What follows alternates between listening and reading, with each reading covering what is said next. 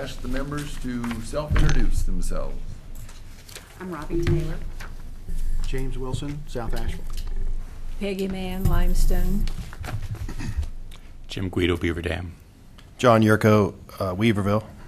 Lisa Stevens, South Asheville. George Lycan, South Asheville. All right, you all received a copy of the minutes of the November 9th meeting. Are there any corrections? Hearing none, the minutes shall stand as submitted. If you're going to testify today or say anything, you'll have to be sworn in. So you can come forward at this time and put your hand on the Bible.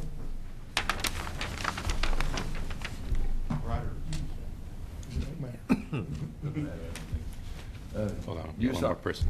Got one more. Oh, one more person, I'm sorry.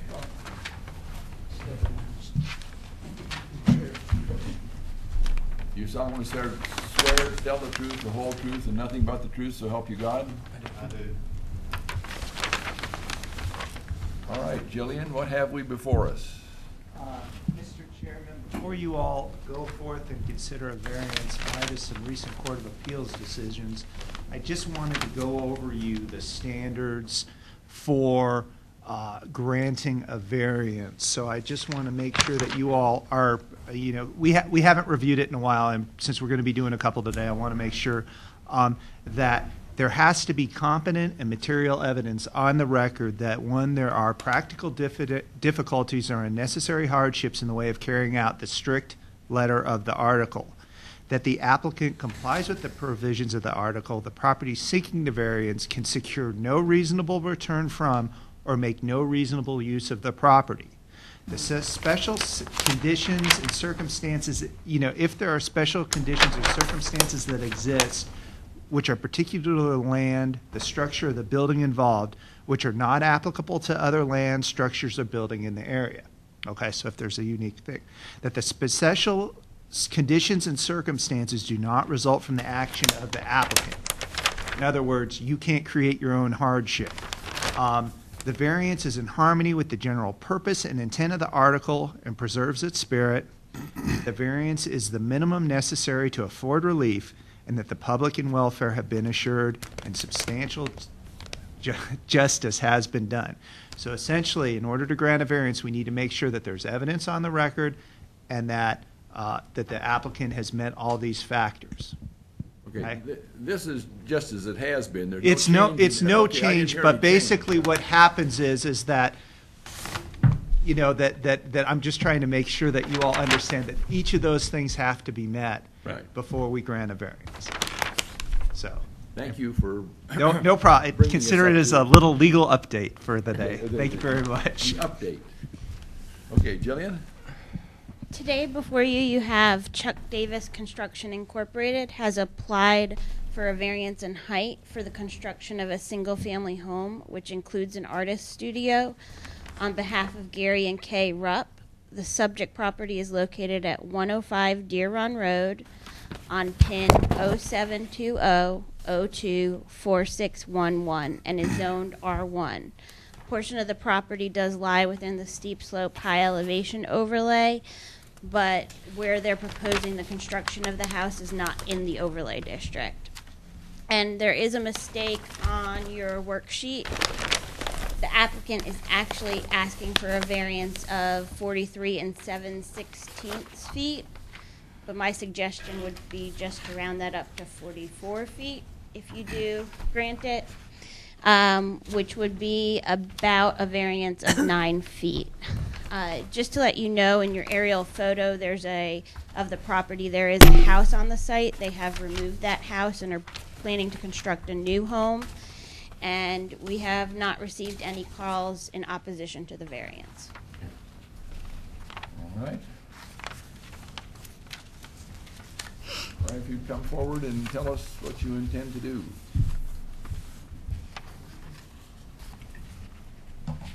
You do have a copy of the plan, I'm sure.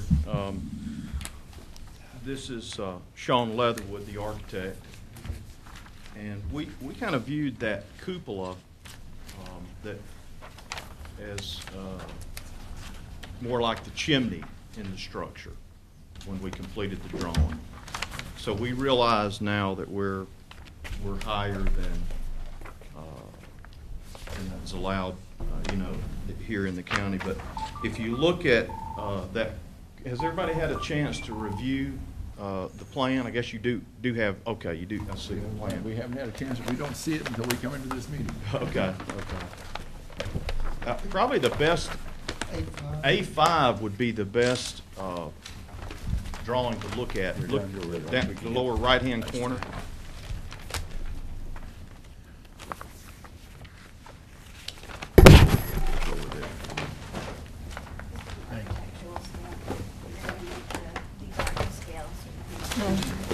Here. That's here. Is A5?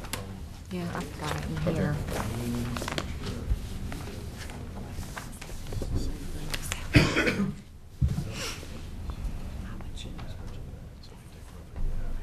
Is there material between what you call the cupola?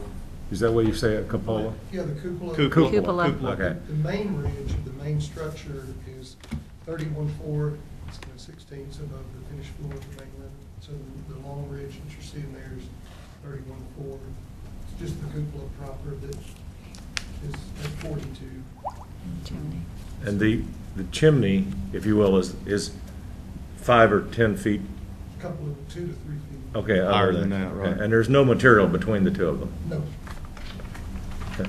The purpose of the cupola is they're artists and they want to get natural light down into the main floor. They do large oversized paintings, so that's the big vaulted floor and ceiling, and be able to make sure they get maximum light. If you'll see on A6, we've got a lot of light on the southwest wall as well. That was the request from the owner. And for ventilation, we can open that up and allow it to vent with the lower level windows open and the cupola windows open and help keep the structure cool. Chimney.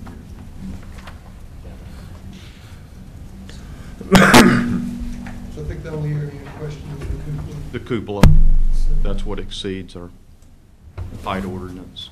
My colleague here just said, what about a skylight? They do. Yeah. Come on. They do. Yeah. Well, I've had a skylight for 20 years. Well, the design that we've got, if we flip further in there, Sean, you might want to talk about all the framing and all the proposed fitting work that go up through there to support that.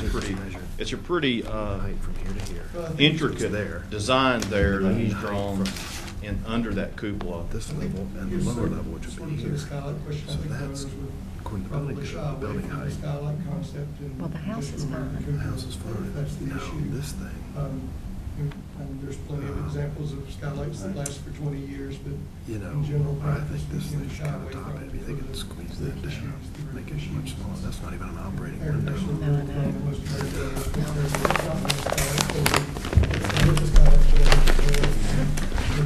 we want to get the people so that they have the ability to get that light and kind of keep the water out, scratch those windows. Did you discuss any other alternative with the owner? No. Then they didn't request this, that was just part of the original design. Yeah, they traveled to New England and looked at barns.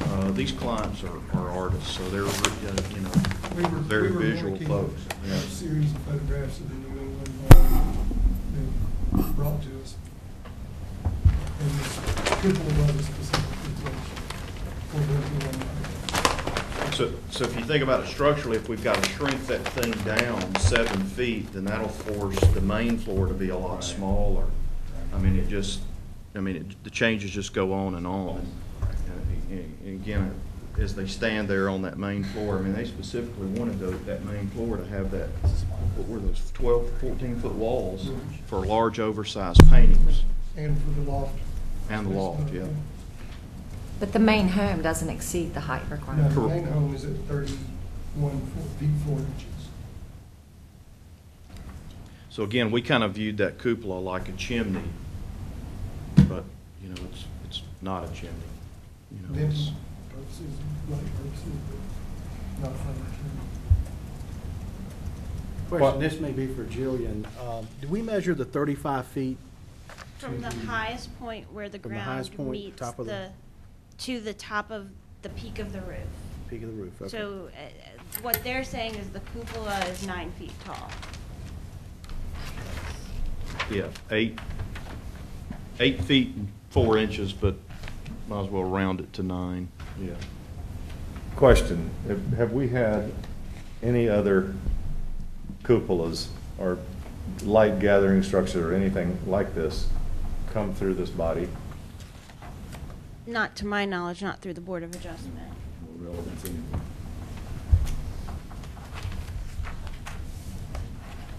Any other questions or comments for him?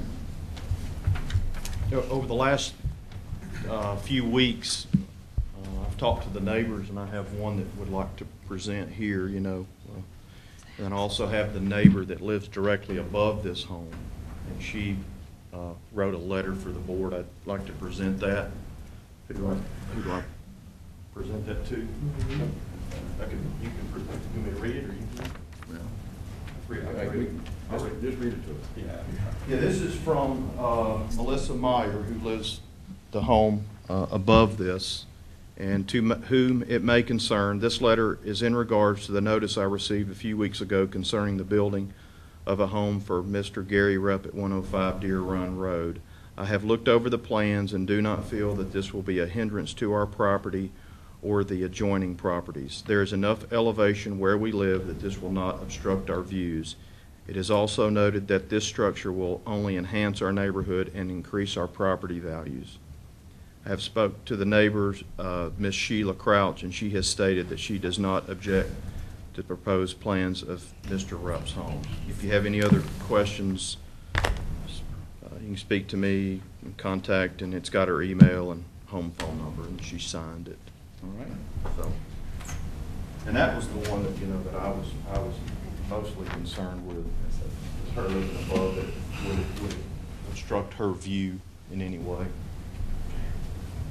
I noticed there wasn't a site plan in the set of drawings, and seeing as how this is a land use board, the context of this acreage and this building on the site relative to neighbors' sight lines and topography and so forth seems to be a pretty relevant thing.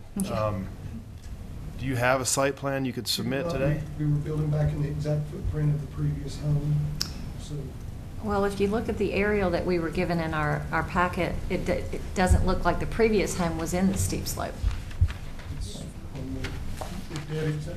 The we current- measured the previous home. and- It is? The current home is not in the steep slope high So if you're- elevation overlay. The Okay. proposed home is not in the steep slope high elevation overlay. It's There's not? just overlay on the site, and Lee So it provided. applies to the whole site? No, we're talking about the 35-foot requirement for the zoning district. Got you, okay. Yeah, I think that's probably, you know, John, that home is sitting exactly on the same footprint. Yeah. We measured the previous home, they demolished it and done it into habitat, and we're building back on the exact slab, the exact basement slab that was there from the previous home. That was the parameters of our footprint. Yeah, that's a pretty good point. You got some generous clients here. Gary and Kay are up there in Florida right now, weren't able to attend, but we didn't demolish the home, take a wrecking ball and put it in the landfill. We took it down piece by piece, and they donated it to Habitat. That's a good point, Sean. Built back on the same And footprint. built back on the same pad, Using the same driveways. using the same drive and everything, yeah. Yeah. And they've got a little photo album working, you know, of the whole, you know, they're just that type of people, you know, very generous. I guess one of the things I'm having trouble with here is that there's an alternative solution. Sure. That, you know, that you could stay within the code, but I'm only one member of this board. Well, I have seen actually two houses. One was a beach house and one was just a regular upscale residential home that did have, they didn't call it a cupola, but they did have The bird's nest. They did, and it was absolutely phenomenal. The amount of light, it was like they called it their power room, and it was majestic, and it really added a lot to the home. I wouldn't have designed it to look like this, But the idea of what they're trying to get, I support the light and the feeling and the inspiration for artistic expression. And there, they really would like to try to leave all the windows open and try to help this thing ventilate itself as best they could. So it was the light and the ventilation were the two driving factors. And the vernacular of that New England style barn with the cupola that you see so often. Keep in mind, though, we're not an architecture design review board, we're a land use. Right, land use, and the rules laid down, right, on heights and so forth, and if you could stay within the height with another solution, I guess that's. You could still have You can still build the house. Sure.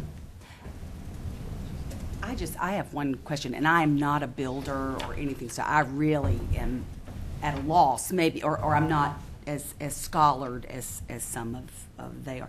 But I don't understand why, if the plans were drawn up in August of this year, you already knew that this was the parameters that you had to work within. So I guess what I'm at a loss about is, why would you incorporate that and design that in a plan when you already knew that you were going to have to try to get a variance? Well, I think that's why we're here. That was at the owner's request, is this something that we think we might be able to pursue, so we're pursuing.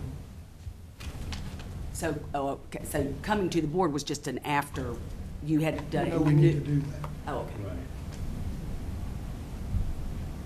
I mean, they'll build the building with or without, but it was something that we really would like to have this. And I think it's wonderful that they're so generous and giving all that, but it's just, unfortunately, that doesn't, that can't be our decision. Absolutely. I mean, that can't, or not mine. I mean, I don't think that's part Absolutely. of what can, unfortunately. Yeah. Any other questions from up here before I call them? Okay, is there anyone else that would like to speak on this project? Come on. Please come up.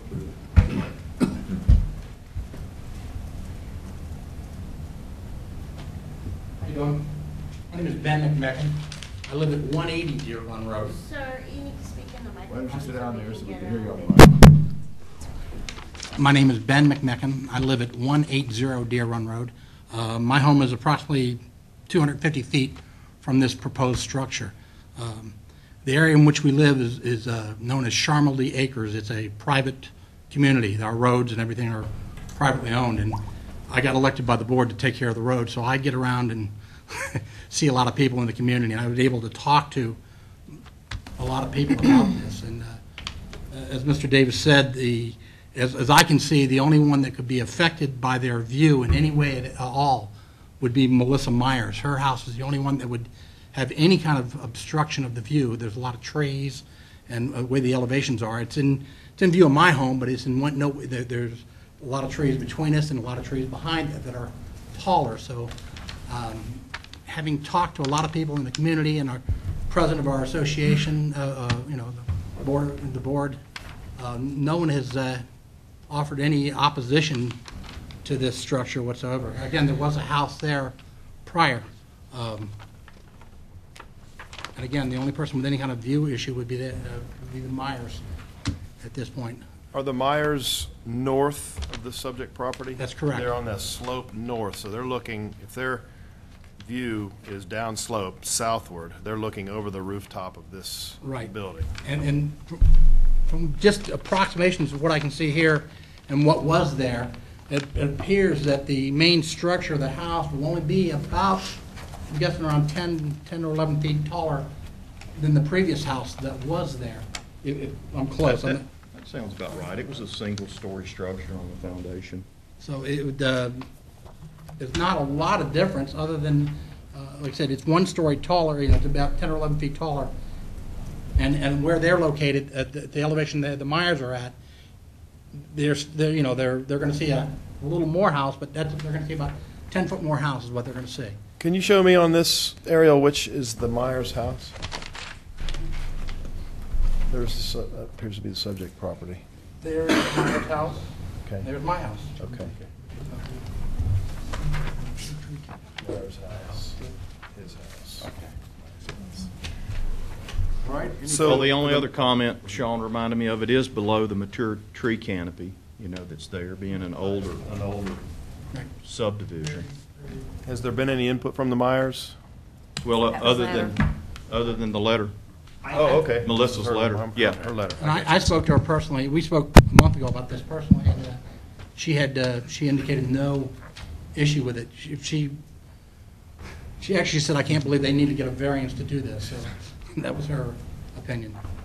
Just a question for Mr. Davis. I guess this is about a 7 or 8 foot by 7 or 8 foot, 9 foot tall It is. structure sitting on the roof, right? Exactly, it's, yeah, you're right on that. It's about 7 feet by 7 feet, right. If it's 7 feet, then your house site is not 31 feet. Sorry, we couldn't hear that.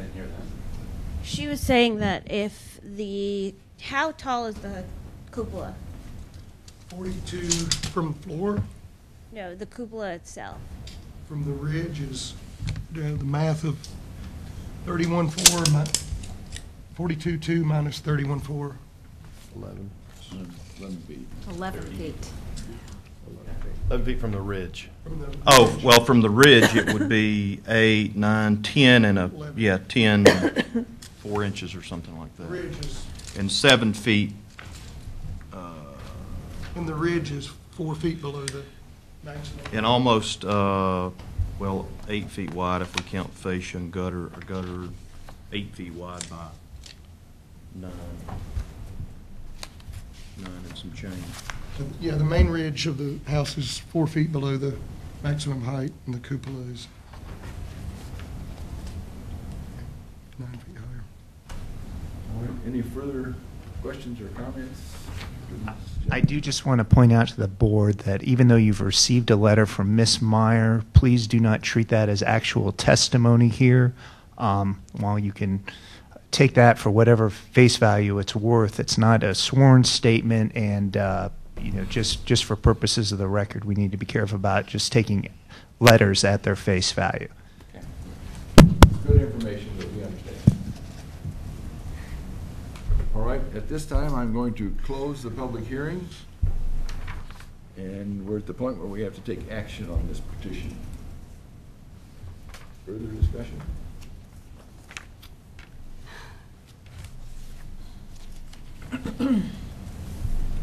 Well, once again, with variance hardship, the definition and compliance with the definition of hardship comes into play, seems like. And your description is one I've been looking for years now, which is you can't create your own hardship. Right. You have to inherit it in your Sort of figure. acquisition of a property.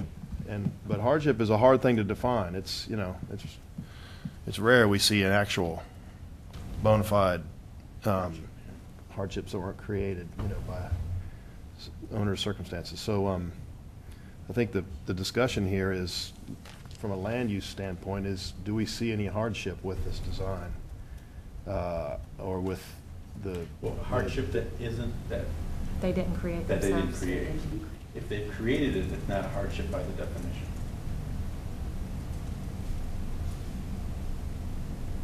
They created it. They created their own hardship. Right. Because we clearly established there's alternative. But it's kind of, Well, tons of alternatives. well, it's all kind of alternative. Right. Clearly established. It hadn't been built yet. Right. But also with that said, the overall structure as a whole is 4 feet shorter than our maximum. And what we're really discussing is a little piece that goes up through there. So if you average the whole thing out, it's, if you did it on a per square foot basis, it's probably at our maximum. Yeah. If you looked at it like that, you've got this one. Unfortunately, we have to look at it Yeah. as it exists, as it really For exists. the height. It exceeds the codes. Yeah, there's nothing built into the code saying that. What makes the chimney exempt? Because the chimney's taller than the cupola on the plan. The zoning administrator looks at it as the chimney is a functional thing, where, like, for example, a store would have their air conditioning unit on top of their building, whereas the cupola and architectural features are not functional things, they're for design. The owners did view this as a functional item, as a ventilation chimney. For them, it's functional. Specifically what it is. I think that you can also look at like TV antennas and other things like that are placed on the roof don't count as the height, but there is a maximum about that too that they can, so you can't have an indefinite. Can't have a cell tower. Can't basically put a tower on your roof. Cell tower. Exactly, to that extent. But I think what you're looking at is Little is cancer something. maybe. As long as it looks like a tree.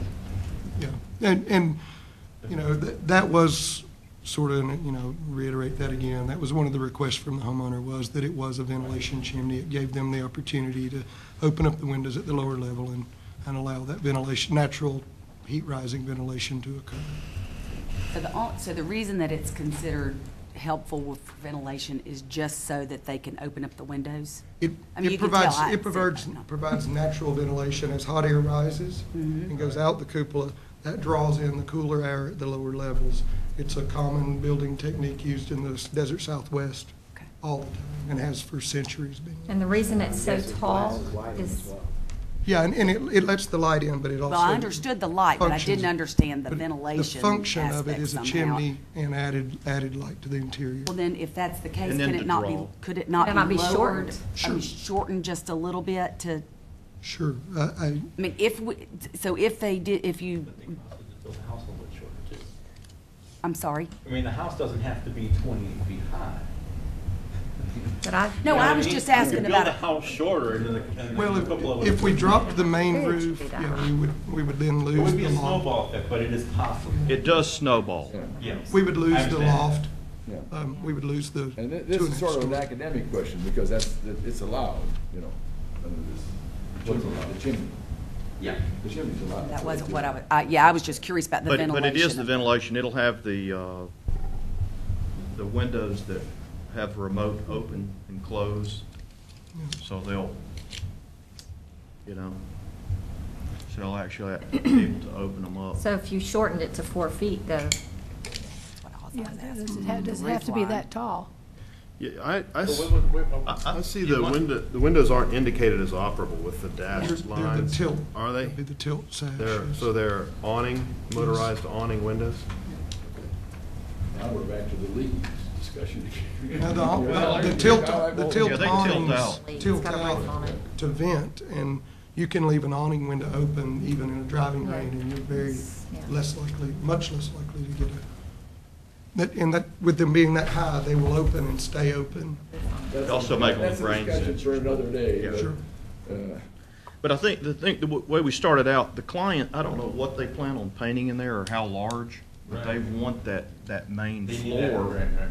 Normally, we'd just say, hey, folks, you gotta drop that down 2 or 3 feet. So they've got something in their mind about what they wanna do on that main floor in that expanse.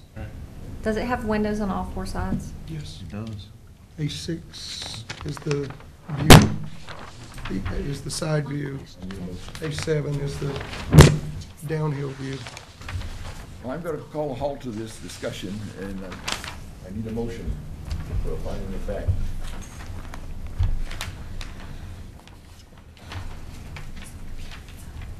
Well, I just think, I want to say first that I kind of feel my hands are tied. I mean, it's, you know, I think it's a wonderful design. I think the ideas are great, I think everything's fantastic. But again, when I'm looking at the definitions of what we're supposed to function under, this is self-inflicted hardship. And it doesn't affect the use of the building at all, which are the 2, I think, major points I get from when I read about variances. So I personally, my hands are tied. You know, it's nothing personally against Rocking. It's a great project.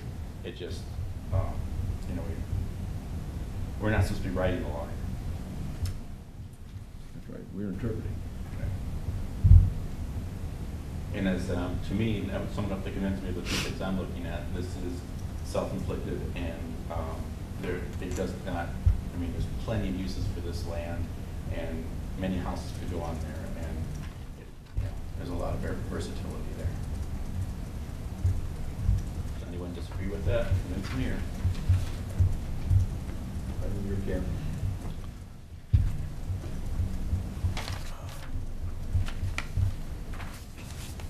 Okay. guess with that, is, Yeah. Motion. Yeah. Okay, I'll do it this time. Usually the chairman doesn't do this. This application does not meet the requirements for granting the variance by demonstrating a necessary hardship on the owner for the following reasons. I'm sorry, Mr. Chairman, could you do, I think we need to first thing verify the Verification. accuracy of the materials. And also, I think regardless of whether you're going to approve or deny something, you still need to make a finding of fact. right, right. Okay. Yeah, that's just what I read. I'm sorry. Okay. Yeah. So go ahead. Everybody awake here. Is there a second to my motion? Just, 1 second. You have to move 1 through Oh, 4 or I was interrupted still in the middle of my valid, and then it spiel would there. actually. I apologize. Okay. Come on here, Jim. Start. All right, Jerry. You do the back. Okay, no, I think we got it here, because, see, I'm introducing the motion, yeah. You're defining a fact. Yeah. Okay, we'll start once again, okay.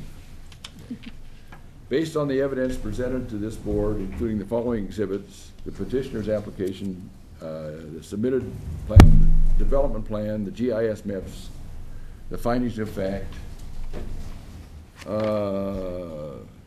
this application does not meet the requirements for granting a variance by demonstrating an unnecessary hardship to the owner for the following reasons.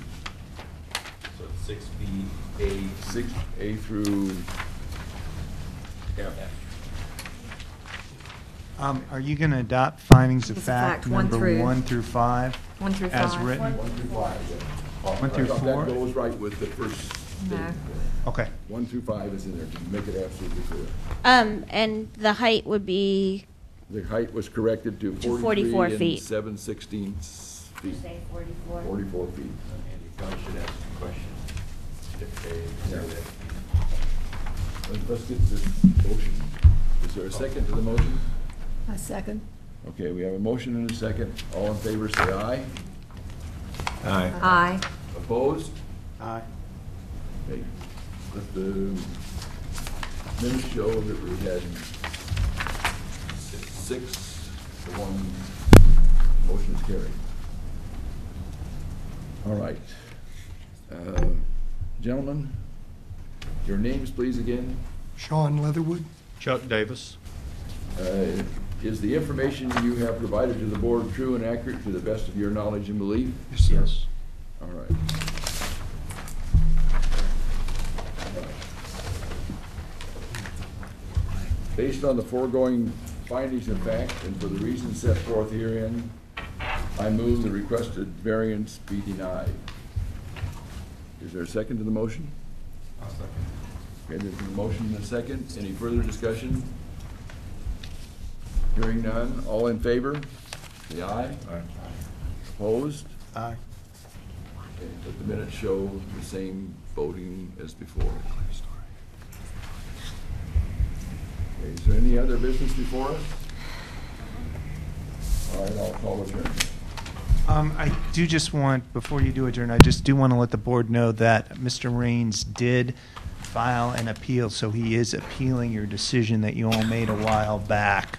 Not that that can, but The asphalt guy? yeah, the asphalt guy, we will, so we will be handling that. The county attorney's office will be essentially defending your decision. Okay. But You don't have to go anywhere or That's just a do matter of anything. information for us. Right, that's for, just so that you know that it's happening. Okay. Somehow I felt that. Not surprising. No, that was Thank asthma. you. folks. Thank you. Understand. Sorry.